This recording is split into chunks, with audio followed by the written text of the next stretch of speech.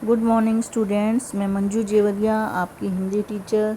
आज हम इस वीडियो में आपकी हिंदी व्याकरण का पाठ 2 पढ़ेंगे। पाठ 2 वर्ण और वर्णमाला, लेटर्स एंड अल्फ़ाबेट्स। दिन भर हम बहुत सी ध्वनियाँ सुनते हैं।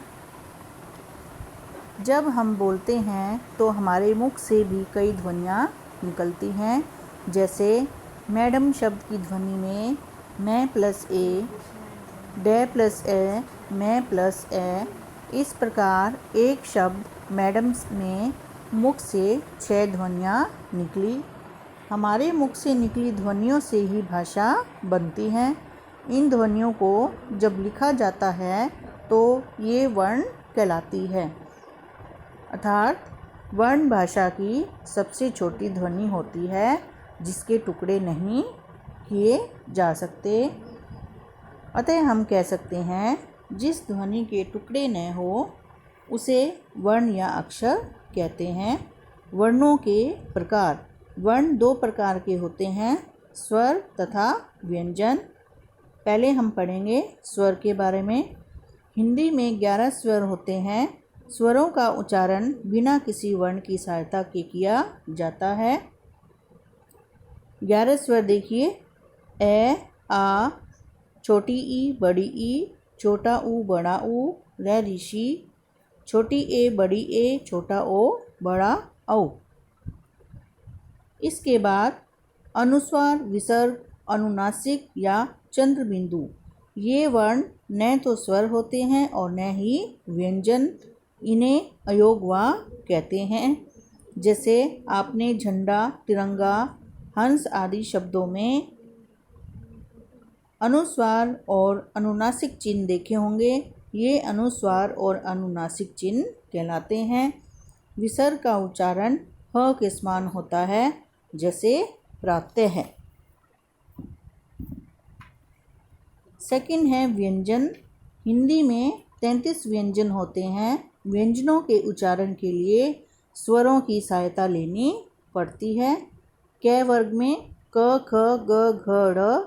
च वर्ग में च, छ, ज, झ, ण। ट वर्ग में ट, ठ, ड, ढ, ण। त वर्ग त, थ, द, ध, न।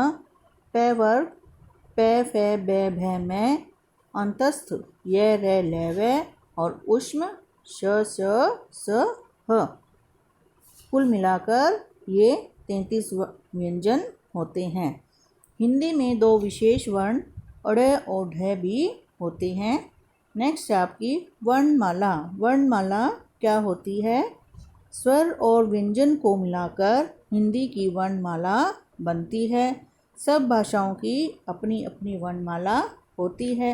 हिंदी में वर्णमाला में 11 स्वर और 33 व्यंजन मिलाकर कुल 44 वर्ण तथा अंग्रेजी वर्णमाला में 26 वर्ण होते हैं।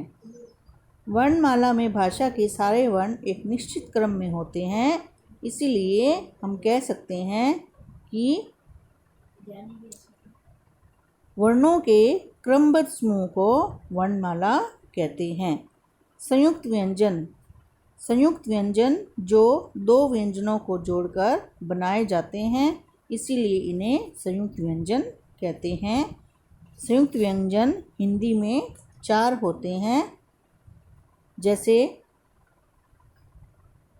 फर्स्ट पिक्चर में मेरी कक्षा में 40 बच्चे हैं, तो श जो है इसमें ये क और श दोनों व्यंजनों से मिलकर बना है। शिवजी के पास हमेशा त्रिशूल रहता है, इसमें त्रि यानी कि त्र, त प्लस र। भारत में बहुत बड़े ज्ञानी हैं।